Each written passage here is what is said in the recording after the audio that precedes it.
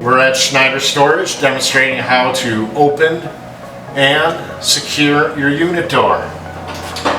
Remove lock from the unit, slide the latch out.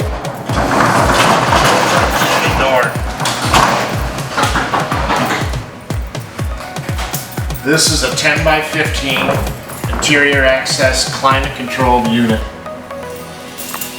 To secure the unit, please pull down on the door.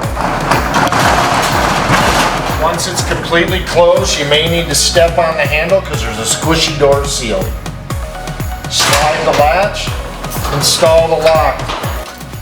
Make sure it's secure, lift up on the lock or the handle to make sure the door is secure.